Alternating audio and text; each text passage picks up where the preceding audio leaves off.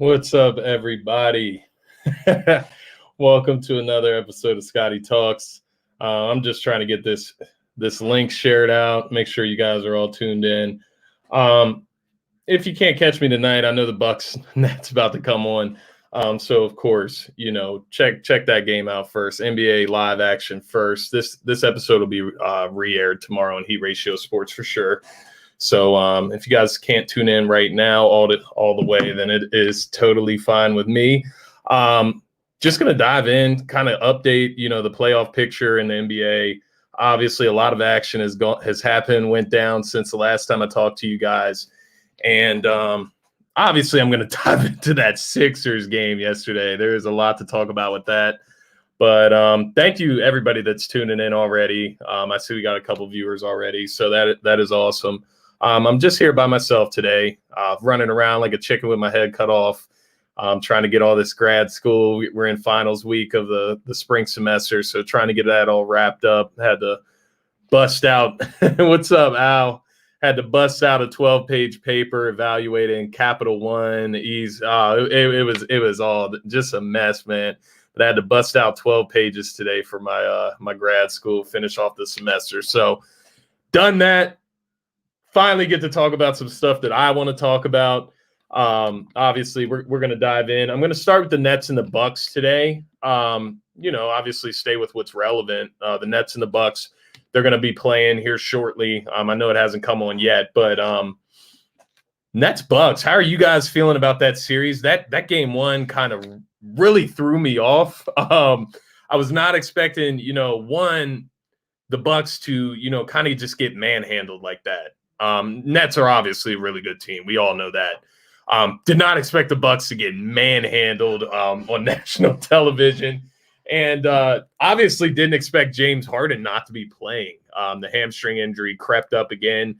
Looks like he's out tonight, which is obviously not good news for Brooklyn. But, I with the whole situation, as a Philly fan, as a Sixers fan, I don't get into all this rooting. There's no team that I want more, out of the Nets and the Bucks. Obviously, we're talking from a position where we're down 1-0 right now. So we're not in any position to be picking out matchups for the next round right now, right?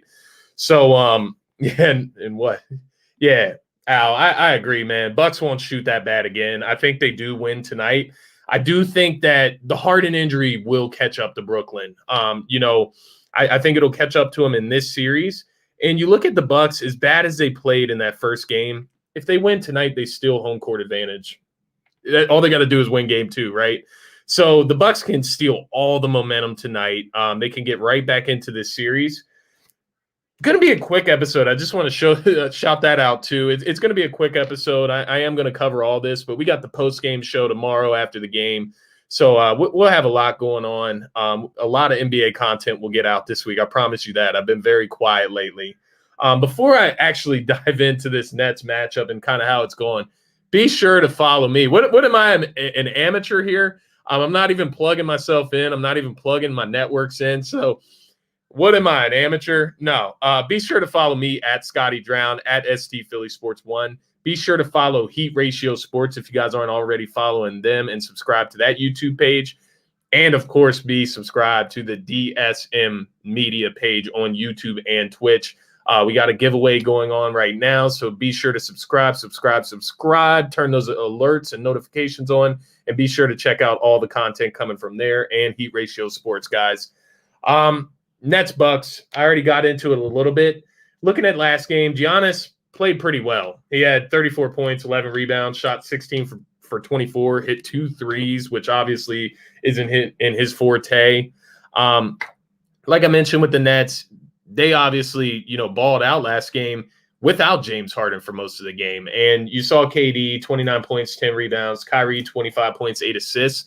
But, my thing with that game is, as you can see by the numbers, KD and Kyrie didn't – hey, yeah – shout out TikTok. Make sure you guys following DSM Media and Scotty Drowned on TikTok. Got a lot of content flowing there. Thank you for the plug, Dylan. I appreciate you, bro. But no, the Nets, that Nets Bucks game, the first game, it kind of was more about the Bucks than the Nets to me, because you look at the Nets, nobody had eye-popping numbers. Their defense, I will give them credit. Their defense was very good in that game. Guys like Claxton came in, gave them some great minutes on defense. No, sat well with 4 threes and scoring that much. Yeah, and honestly, Drew Holiday, 17.6 assists, 9 rebounds, was minus 13 in that game. I don't think that happens again. Chris Middleton was horrid. Like, this dude, I know he's an all-star player. He looked very far from the all-star player, very far from the player he was in that first-round series, where he gave us some moments in that first-round series against the Heat, right? Like a game winner in the game 1 matchup. But Chris Middleton, 13 points, 6 for 23 shooting. That's not going to cut it against the Nets. I can tell you that right now. In reality, what we've been talking about with the Bucks all this season and kind of their revelation, how they've turned the corner as a team, as a franchise, not running the offense through Giannis, right? But as you can see from those numbers, they ran the offense through Giannis. Now, obviously, Chris Middleton got 23 shots up. Missed what? 6 out of 23. I'm not going to do the math right now, but not going to work against the Nets. Even without Harden, it's not going to work. They're going to score points. They're going to score points. So the Bucks are going to have to match that. And what you think about the Bucks? Bucks led the league in scoring in the regular season, so they can put up numbers, right?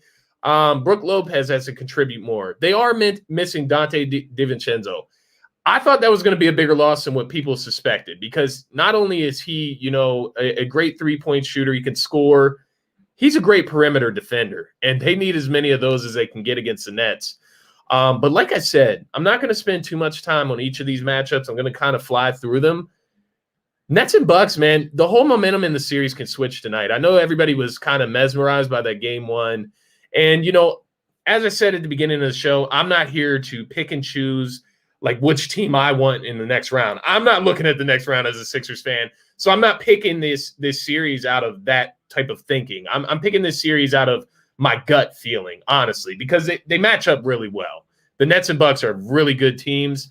And I think it's going 7 games no matter what. But what I'm trying to get to here is that if the Bucks steal this game tonight, they steal home court advantage. I know it was a massacre in the game 1, but the momentum switches completely if Bucks can grab a W tonight while James Harden is out again in game 2. So I still am riding out. I know I had the Bucks in 7 to start the series. I'm going to ride it out. I'm going to stick to my guns. Bucks in 7. It's a gut feeling. I'm not going to get mesmerized by the game 1 matchup. I'm not going to get mesmerized by the game 1 blowout. I expect a lot better performance from the Bucks tonight. So you guys be sure to let me know how that is going as I'm going down through the list here. We're going to move on to the Suns and Nuggets, the other matchup for tonight, right? So the Suns and Nuggets is a very interesting series. You look at the matchups now. Just to give you perspective of where I'm coming from with this series, I look back at that first round matchup for the Nuggets against the Trailblazers, and I had picked the Trailblazers because I thought the Nuggets really couldn't match that guard play, that backcourt that Portland has there with Dame and CJ McCollum, and then you throw in a guy like Norman Powell. Wasn't the case. Jokic ran the table in that first round series. You look at Jokic. 33 points per game, 10.5 rebounds, only 4.5 assists. Not a bad thing. He did what he had to do in that series, and it really showed how diverse and versatile Jokic's game is. Because while I've been preaching this whole season about why I think Embiid can be a better center than Jokic, or, always comparing them, and they're always going to be compared throughout their careers. I'm with you, Al. I got the Suns in this series as well. I'm kind of building up here. So with the Nuggets, Jokic showed me in that first round series that he will do what it takes for the Nuggets to have a chance of winning. And what they needed in that series was Jokic to dominate the paint, dominate that center position, and ultimately show that he was the best player in that series. Sorry, Dame. I love Damian Lillard. Jokic was the best player in that series by far, and you saw the results. Yeah, I'm with you, Jason. Joker's been playing out of his mind. The best way to stop him and that's what I'm kind of getting to. The key to this series, I know everybody is going to talk about. What's up, man? Nice to see you checking in on my channel here. I feel you, man. Thank you for stopping by. I appreciate that, bro. But no, Jokic, the key in this series for the Suns, I know Devin Booker was a monster, and I'm going to get to his numbers. I'm going to get to what I'm expecting from him. But what it's going to come down to is DeAndre Ayton, right? DeAndre Ayton, the number one pick everybody forgets about, right? He was solid in that Lakers series, but we're going to have to see more from him in this series. He's going to have to show it on the defensive end as well. That length, that body, that frame has to come into play in this series. He has to control the Joker. And I think he can to an extent. Jokic is still going to get his, but I don't think it's going to work as well as it did against the Blazers, okay? So I'm looking across the aisle at Ayton here. 15.8 points per game, 10.7 rebounds per game. Decent numbers, right? You're going against LA. They're a physical team, a defensive team. So you're kind of just trying to battle with them. Now, Devin Booker manned that team through that series. 100% the Joker will have to play defense in this series. Yeah, he was relaxing, right? Nurkic, I thought Nurkic was better than what he showed in that series, man. Honestly, I'm not saying that Nurkic is like some top level, defensive center or even a top level center at all. But I thought he was better than that. And Jokic manhandled him. It was crazy to see. But Jokic is that type of player. I can't deny that. I'm with you, though, Al. I got Suns in 7. I do think it goes 7. I'm actually into thinking that all 4 of these series could go 7. The only series that I'm not picking 7, and it is a little biased, so you guys already know me. I'm a Sixers fan. I got the Sixers in 5 to 6 games in that Hawks series. I know what happened in game 1. We'll get into that later. But all of these series could go 7. I'm not going to lie there. There's a chance to that Hawks Sixers series, especially after how game 1 went, that could go 7 games for sure. I got the Suns in 7 games. I think that the missing of Jamal Murray, the missing of Will Barton, that stuff has to come into play at some point throughout the playoffs. I think it comes into play against Chris Paul and Devin Booker. So you talk about Dame Lillard and you talk about CJ McCollum. There's not much drop-off, if any, when you get to Devin Booker and Chris Paul. Now, mind you, is Chris Paul healthy? He's not on the injury report. But you look at Chris Paul in the last series against LA. Not very good. 9.2 points per game, 7.7 assists per game. But you had Cameron Payne come off the bench and be a lightning spark in that series. Payne, 12.5 points per game, 42.3% from 3. Incredible production coming off the bench. MPJ is an X factor here, and I feel you there, man. I feel you because MPJ is a guy that I mentioned throughout the regular season. As soon as Jamal Murray went down, his numbers skyrocketed up, and he's automatic from the 3-point range. He reminds me almost of I'm throwing names out there, right? Kevin Durant, like that size and the length and the ability to shoot from over his head. Nobody's blocking his shot. His shot, whether he makes it or not, is about him. It's not about the defense that's being played. He controls his own destiny on the offensive end there. So he is an X factor in this series. I'm going to give you some credit there. But I still think Denver's missing too much. I do agree with you, Jason and Al. I think that the way the Joker's been playing lately, it's going to catch up to him. He's going to have to work way too hard. He's a bigger guy. He's going to get tired out. And I think, honestly, as the playoffs go on, the Suns, they got a great team, right, guys? They got a great team. His length should be too much for Bridges and Cam Johnson. Yeah, neither of those guys can guard Michael Porter Jr. Let's make that clear. Michael Porter Jr., I think he averaged like 19 points in that first series, but he's a spark plug. He can drop 30 at any moment. And if he takes that next step in this playoff series, they have a chance to win this series, obviously. In saying that, who's stopping D-Book? That's my point, man.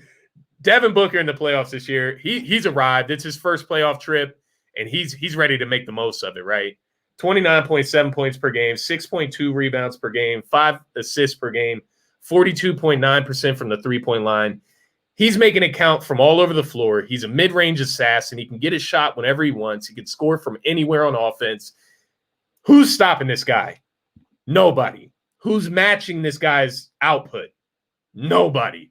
So that's where I'm at with this series. I think it comes down to that. It comes down to, Jokic, is he going to get tired out? Is he going to be able to dominate like he did in the first round? I think it's going to be too much, guys. I think the Suns are a 2 seed for a reason. I think they were a great regular season team. They had over 50 wins. They just knocked out the defending champions without AD. I get it. And they were on the ropes when AD was healthy. I definitely understand that. But I would have picked the Lakers to beat the Nuggets as well. So don't get it twisted. With a healthy AD and a healthy LeBron, I'm picking them to beat anybody in the West. So I don't want that to be used as like a parameter of the Suns. Like the Suns, if they lost to the Lakers with AD, so what? They were the defending champions. So, duh. No, but the Suns are a great team, 50-plus win team, took out the defending champs. They built some momentum. If CP3 can come into this series and just be somewhat of a factor, I think that the Suns can win this in 7. Going to go ahead and move on to the Jazz and the Clippers. Okay. So the Jazz and Clippers obviously square off tomorrow, game 1. The Clippers are coming off that 7-game series with the Mavs. The Mavs had them on the ropes. Everybody was ragging on the Clippers. It wasn't Doc's fault. It wasn't, this or that. Everybody that was getting blamed last year. Yes, they came out. They struggle with the Mavs. Let's be honest. It's bad matchup. Sometimes a team just has your number. The Mavs weren't that good this season, right? Sometimes a team just has your number. Hey, what's up, Mark? Thanks for checking in, bro. I appreciate you, man. He likes the Nuggets in 6 with Jokic being the best player in the series. Hey, if you feel that way, I feel you. My thing is, I think Jokic gets tired out. D-Book will get his, but his running mate CP3 is banged up. CP3 is not on the injury report, but obviously that doesn't mean anything. He obviously didn't look like his normal self in that last series. I think I'm with you. So if CP3 comes out hobbled and is putting up the numbers from last series, yeah, it's going to be a struggle for the Suns. But I think CP3 comes out, makes the most of his opportunities. If he's not injured, hopefully he's not. Hopefully we get the full, talent-wise in this series. Yeah, I'm going to get back to them as well. I just wanted to touch on Mark's points as well. But yes, I do still have the Suns in 7, but I definitely get that. If Jokic ends up being the best player in this series, then the Nuggets will win. It comes down to Jokic versus D-Book. In reality, it's Jokic versus Ayton. You hope that Ayton can control him. We'll see. It should be an interesting matchup all around. Back to the Clippers and the Jazz. So my man Al has the Jazz in this series. They have way too much shooting for the Clippers in defense. I get that. I do get that. But I think that we can't forget how the Clippers shot the 3 ball in the regular season. I know that it doesn't always translate. I know that they did not look like the same team that they looked like in that last series. But I also think that 7-game series with the Mavs kind of got the Clippers going a little bit. Kind of got them warmed up in that first round. You get a 7-game series out the gate. You know how teams, if they win early, they're not playing as much. You're kind of sitting around waiting for your next matchup. None of that with the Clippers. They're going straight into this next round. Literally a day later, they're playing those guys in the game 1 tomorrow. So I think the Clippers kind of got some momentum going here. I'll give you guys my pick at the end, but it's a tough one. Kawhi, 32.1 points per game, 7.9 rebounds per game, 4.6 assists per game. Obviously took over that series down the stretch against the Mavs. Let's not forget about Paul George, man. Paul George was actually pretty amazing in that first round series. 23.6 points per game, 9 rebounds a game, 5.7 assists. Got to give credit to playoff P, right? He got ragged on so hard in last season's playoffs, right? The bubble playoffs. It was pandemic P at that point. I saw a great tweet today saying that pandemic P, that nickname got passed on to Kristaps Porzingis. He's a whole other story, man. And we'll get into him in the offseason, I'm sure, because who knows where he's going to end up next year.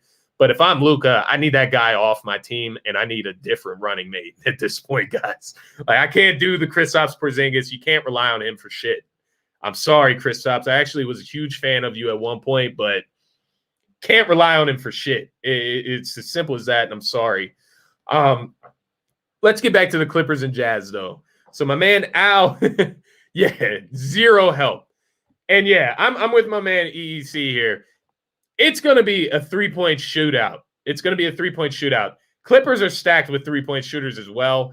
I think the key here, you got to keep Rondo in the game. It's playoff Rondo, man. He's playoff Rondo for a reason. For whatever reason, they were going to Reggie Jackson throughout that first series early on. I don't get it. You start Rondo and you live with him. That's a LA Lakers fan. It pays me. Yeah, they're gelling at the right time, and I agree with that. I think that, like I was getting at earlier, that 7-game series helps them. I think it helps them in a sense. It gets them warmed up. It gets them, that pressure off their back. That Game 7 pressure. Nothing, obviously when you get to the Western Conference Finals, you're looking at a Game 7 to go to the NBA Finals, or you're looking at a Game 7 to go to the Western Conference Finals. It's a lot bigger than a round one. But I'm telling you, the embarrassment that team was facing in that Game 7, if they lost that in LA to the Mavericks in the first round, that embarrassment that was mounting there, that pressure, it was a lot. And it was a great test for the first round for the Clippers to get over that and persevere. They got Ty Lue. They got the new coach. They figured it out down the stretch against the Mavericks. Another thing I want to ask you guys about, Rudy Gobert. How does he factor into this series in you guys' minds? Because as much as I rag on Rudy Gobert, I do understand that he is a great defender, obviously. Like, you look at him in the first round series, 7.4 points per game, 13 rebounds, did his thing, against the Memphis Grizzlies. Obviously, they dropped that Game 1. Shouldn't have dropped any to them, but, if Donovan Mitchell plays that whole series, they probably sweep the Grizzlies, let's be honest. But Gobert, is he a factor in this series, right? He's going to be going against guys like Zubac, Batum. Hey, what's up, Vegas bench warmers? Shout out to my guys. Always showing love. I love you guys, and I love Vegas. Let's be honest here. You guys caught me with the name. As soon as I see Vegas, I'm in love with it. Thanks, guys. I appreciate you guys so much. I'm going to have to whenever I make my next trip out to Vegas, I'm definitely going to link up with you guys. We'll have to shoot a live show in person, something awesome there. But love the name, love the show, guys. Thanks for tuning in. Gobert, how much of a factor is he? Obviously on the defensive end, but can he control the paint with guys like Paul George driving into the lane, guys like Kawhi Leonard driving into the lane, the claw? Is he going to be able to affect those types of shots? Now, I didn't catch the Clippers and Jazz matchup. Definitely, my guys. I'm definitely gonna be in touch. You already know. As far as Rudy Gobert, I didn't see that matchup with the Jazz and the Clippers over the regular season. So I'm very, just kind of touching up on this, trying to predict something that I really have no background on. So if you're a Jazz fan, I'm picking the Clippers in this series. Don't hate me. I'm just going off my gut here. It's based off nothing that I've seen. Haven't watched a ton of the Clippers versus Jazz, as far as this series, but I'm just looking at matchups and I'm looking at star power in this series. And it seems like once you get to the playoffs, yes, you have to have a good, surrounding team. Obviously, nobody can win it by themselves, but it usually comes down to star power. And when you look at these two teams matched up, Jazz, of course, they got Donovan Mitchell. Donovan Mitchell was incredible in that first round series, by the way. 28.5 points per game, 5.8 assists. As soon as he came back, they went ahead, gentleman sweep against the Grizzlies, right? Donovan Mitchell has been a monster all season. So I'm not questioning his star power. I'm questioning Rudy Gobert's. Is Rudy Gobert going to be the next star for the Jazz? Who's it going to be? Is it going to be Mike Conley? We got to wait and see. It'll be an interesting first matchup, and I'll probably have a better idea after Game 1, although I get it. You don't mount everything on Game 1s. I definitely get that. But I should have a better idea after Game 1. But as of right now, I'm taking the Clippers in 7. I do think it goes 7. My guy mentioned it earlier. It's going to be a shootout. Tough series for Rudy. This is a big-time perimeter matchup. I agree. And you're looking at Rudy. He's a dominant center in a sense, but it's not in the way that Jokic is, right? Jokic is an offensive juggernaut. So Rudy Gobert doesn't have that type of, repertoire in his game. He's an offensive liability in a sense. If he's not catching lobs, I'm not sure what he can really do for you. So it'll be interesting to see how it plays out. I think Clippers have the better team. I get not trusting them too. I get not trusting them as well. I was feeling the same way early on in the season. It looked like the same old for me with the Clippers, but something about them looks different. And I don't know if it's Rondo. It was when they made that trade that things started looking a little bit better, like they did turn the corner. Then they shake you up again, right, with the Mavs series. But once again, I think that's just a bad matchup. You look at Luka Doncic and what he's able to do in the basketball court, it's just not a great matchup for the Clippers. But I'm looking at this Jazz team, and it comes down to star power for me. Taking the Clippers in 7.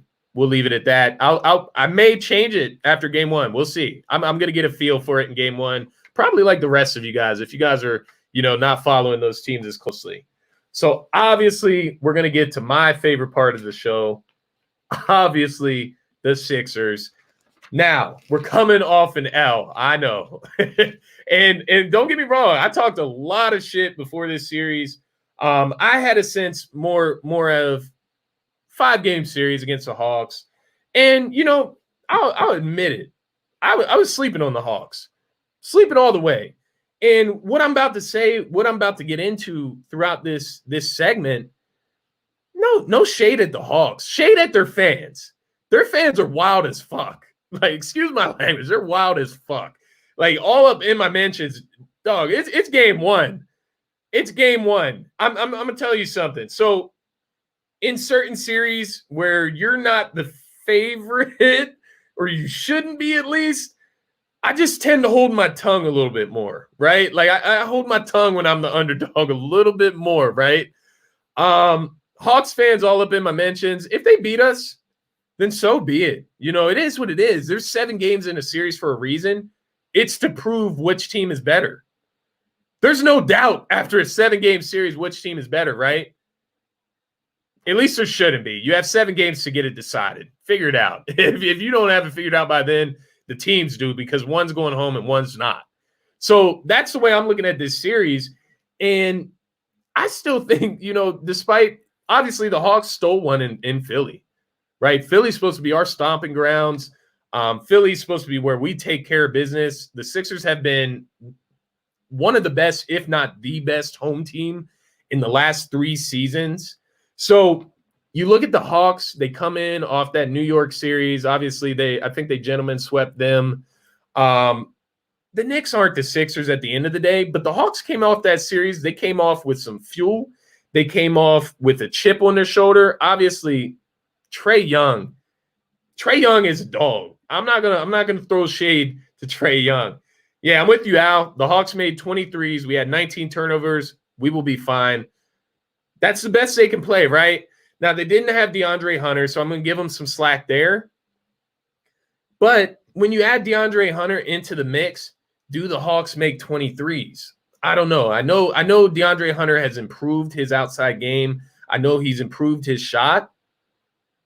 But, does that – if you insert him into the starting lineup, does that kind of deter the three-point shooting? Does that take a little bit off the floor for you? I don't know. I honestly haven't watched a ton of the Hawks this year. All the Hawks fans have been saying that. You haven't watched the Hawks. You haven't watched the Hawks. I get it, guys. And they have been one of the best teams since they made that coaching switch. They have. I'm not lying here. And I'm not going to throw shade at the actual Hawks team. It's just the way their fans are acting. I would just slow down a bit. I would slow down a bit if I was an Atlanta fan. You guys played us tough. You stole one game 1. Definitely something to be proud of. Let's calm down. Like my man said here, played the perfect first half, and the Sixers probably played their worst first half of the season. Do I think that happens again? Something I wanted to kind of get about here, get to. Does throwing Embiid, now obviously Embiid, if he can play, I want him to play. I said that before the game. If Embiid's available, if he's ready to go, you have to do it, right? You have to play him. But inserting Embiid into that lineup as late as they did, it was up until 30 minutes before the game started. You insert Embiid into that lineup late. And mind you, this isn't on the Sixers medical staff. This isn't on anybody but Doc Rivers, what I'm about to talk about. Because what I saw was that as soon as Embiid was inserted into that starting lineup, it threw the whole game plan off. I think so for instance, you look at the way the Sixers fell apart in that game 4 against the Wizards, right? When Embiid goes down, it's kind of like they're in shock. They don't know really where to go with their offense at that point. Tobias isn't expected to be that vocal point when Embiid's in the lineup. So when Embiid's out, Tobias has to be the number one. So you have to change mindsets here.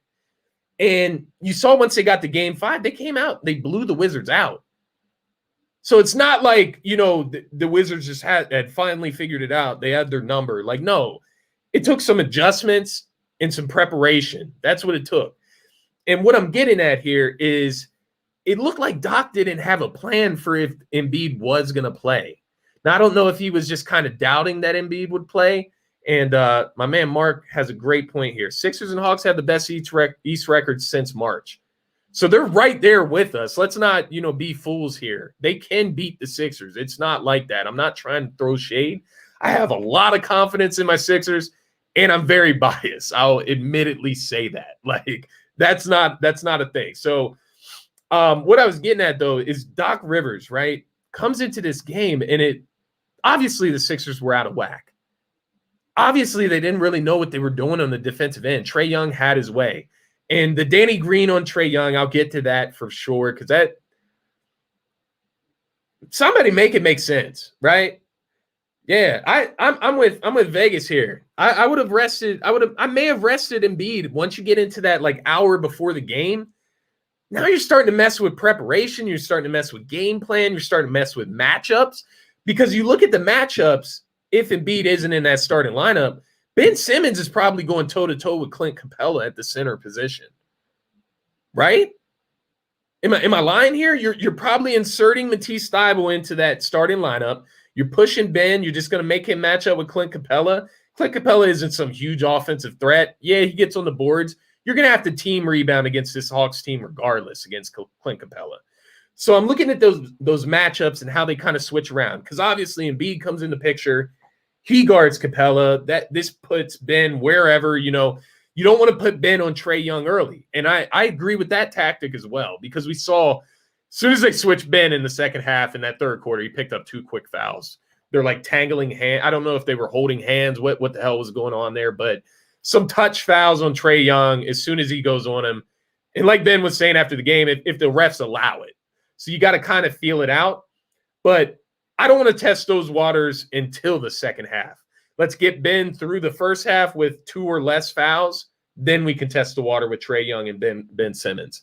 Ben is way too important for the offense for me to have him out with foul trouble because he was guarding Trae Young early in the game. Now, Danny Green, is he the answer? Hell no. Hell no. When you look at it on paper, Danny Green obviously matches up better with Bogdanović.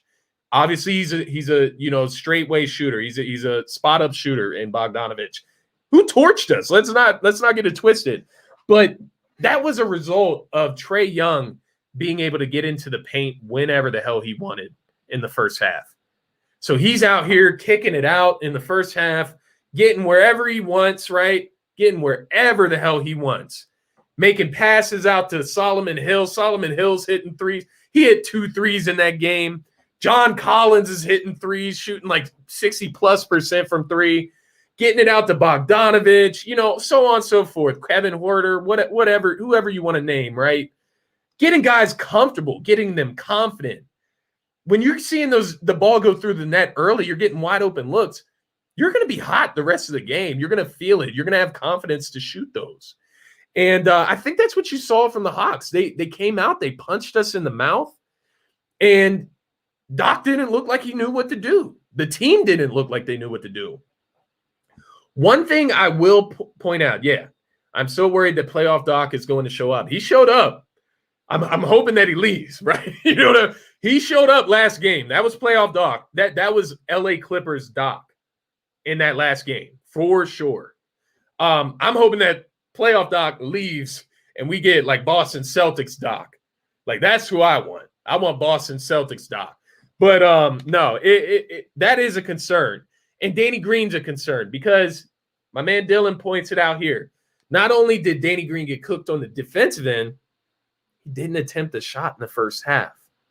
Letting Trey hide on defense. Exactly what Dylan says here. And I watched you guys' show earlier. Great point, because this is going to be a key. Trey Young is a weak link on defense. If you give him any opportunity to hide on defense, Danny Green's not driving into the lane. Danny Green's not drawing fouls. Let's get Trey Young in foul trouble. Let's get him in mismatches.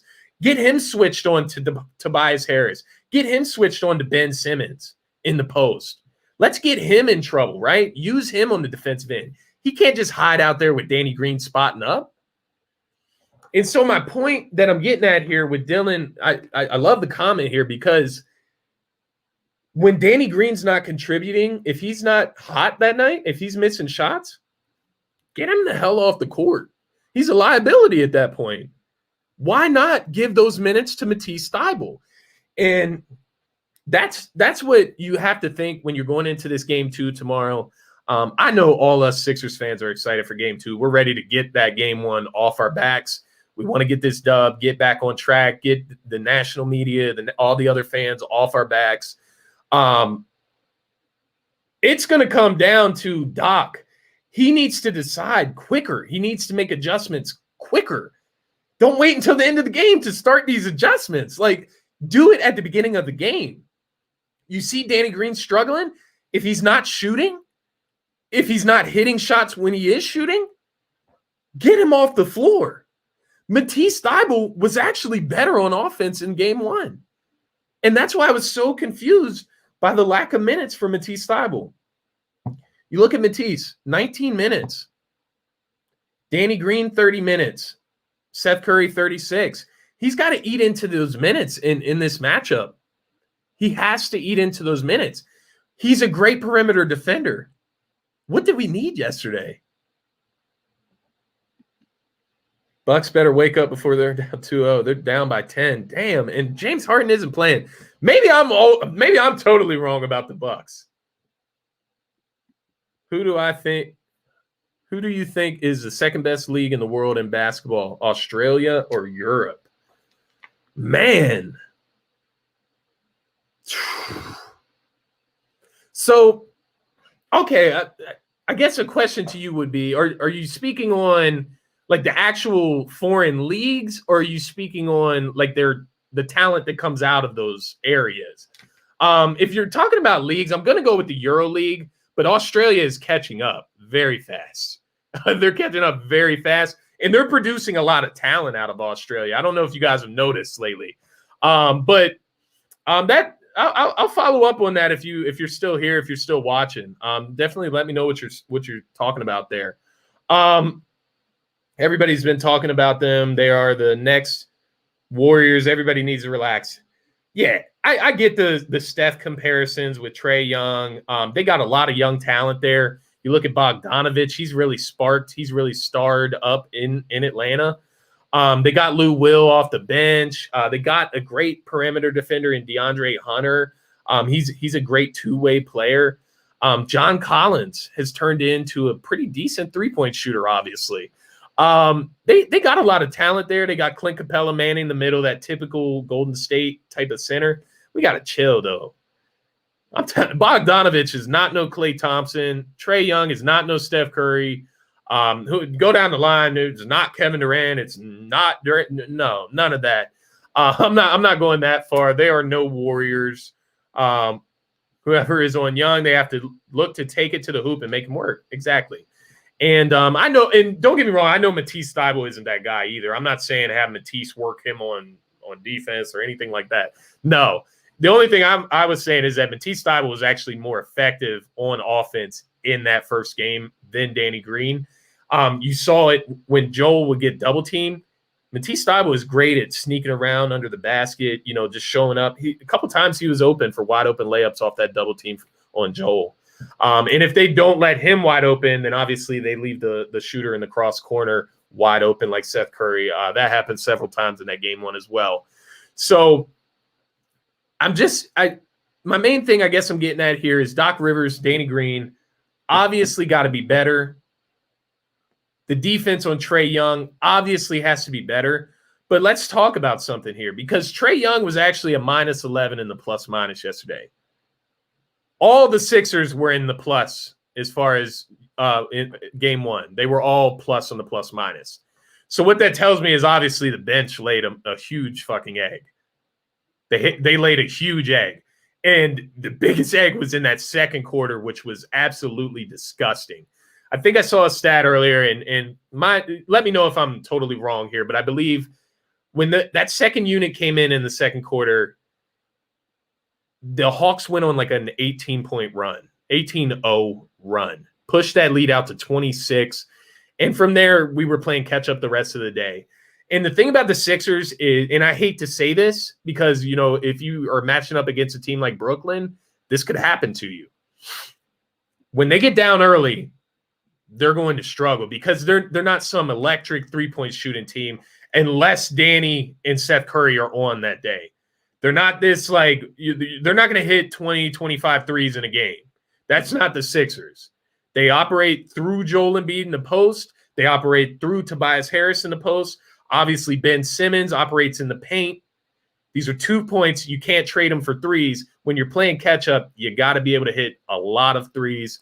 And I think that's what ultimately came into play there.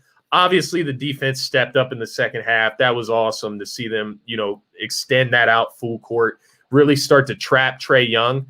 But that's another thing I wanted to point out with Matisse. On those traps, his length is so essential on those traps. He's not, you know, Danny Green is obviously not as tall, not as lanky as Matisse Thybulle.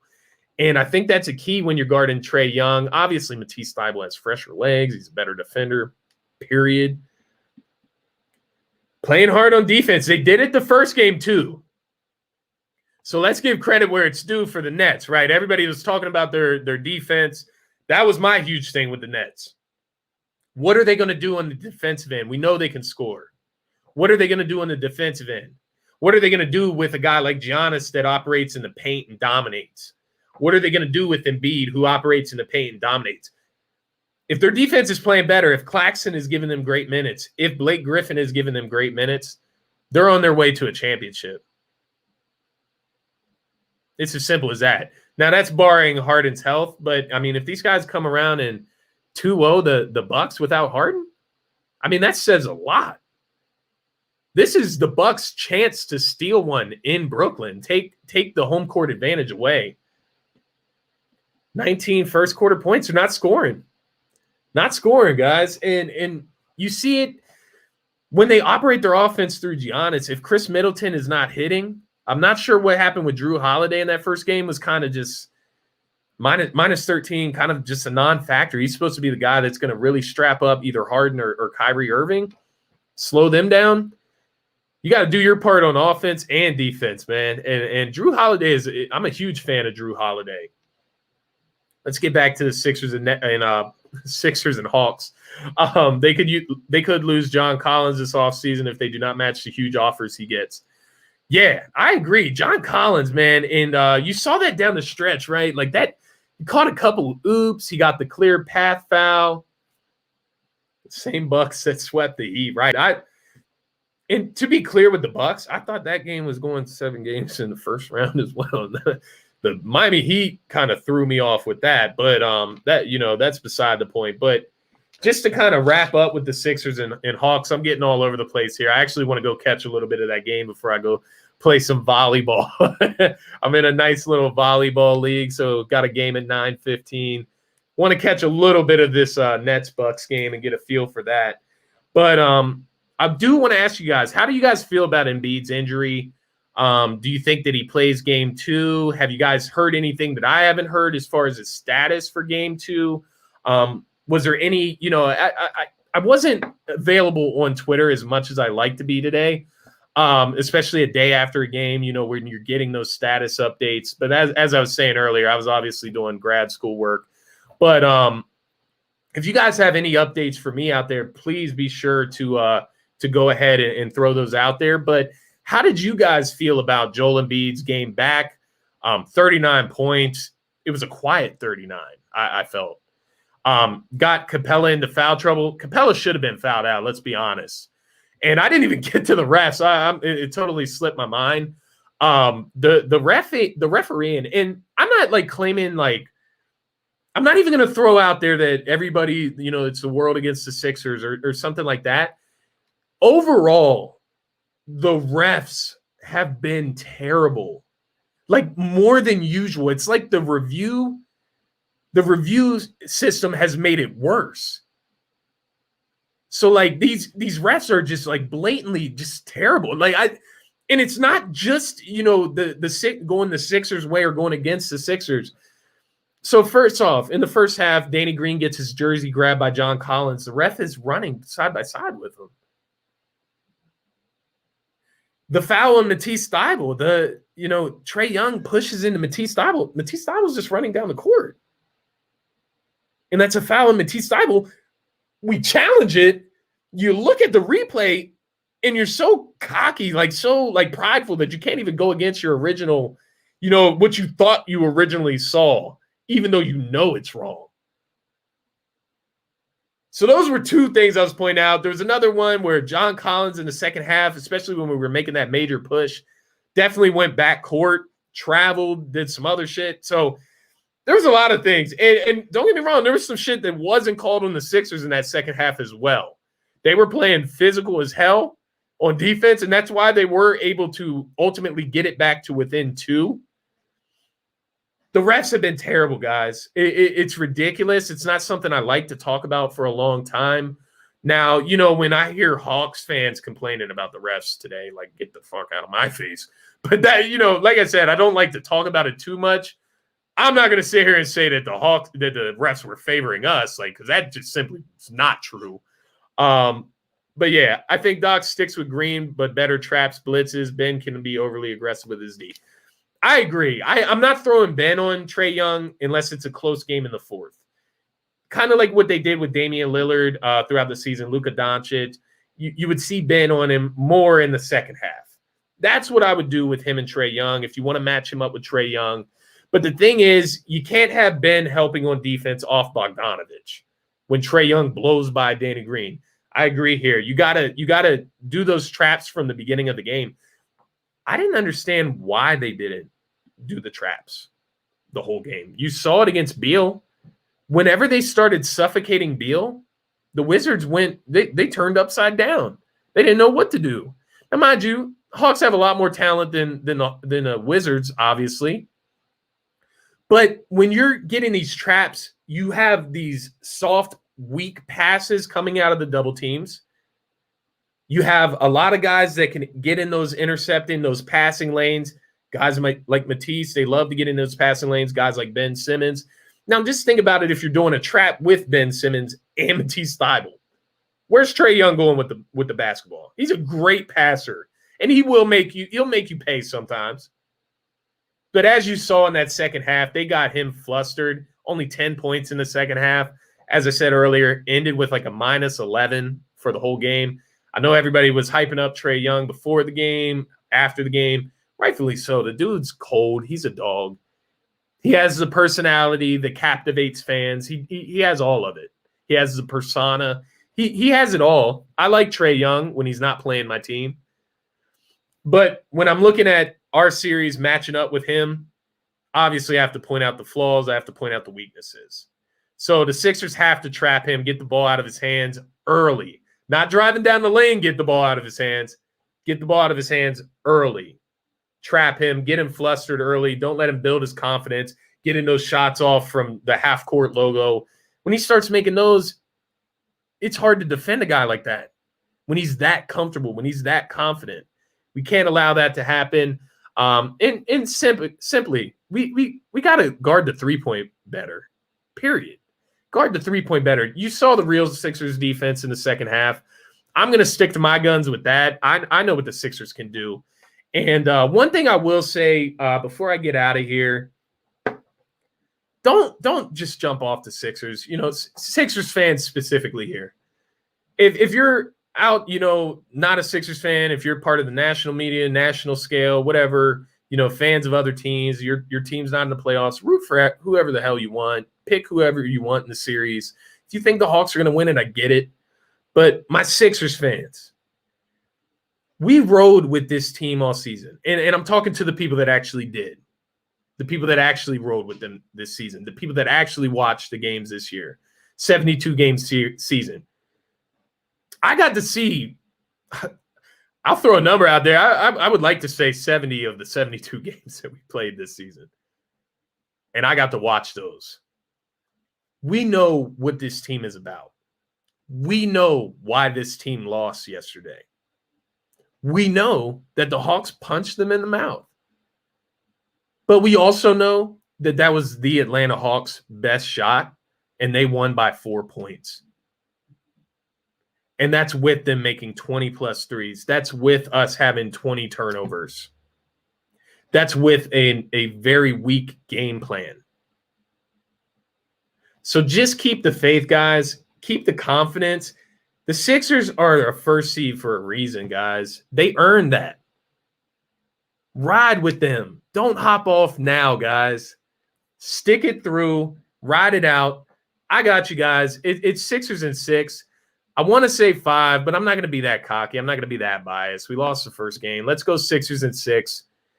Sixers are going to get back on track tomorrow. And I think there's a good chance they steal that game 3 in Atlanta. Game 4, we'll see. I'm not going to go that far ahead.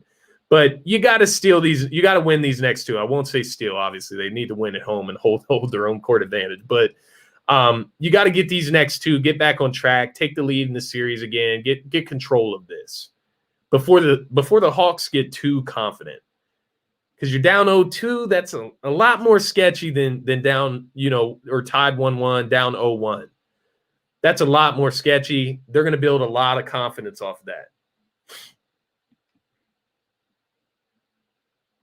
Hey, thank you. Thank you, Mark. And this is a Lakers fan, ladies and gentlemen. Thank you, Mark. Sixers and 6, man. Keep the confidence. You watch basketball. Yeah, Sixers and 5 is unrealistic. No. I take that back. It's not unrealistic. It's just a little more unrealistic is what I would say than it was before.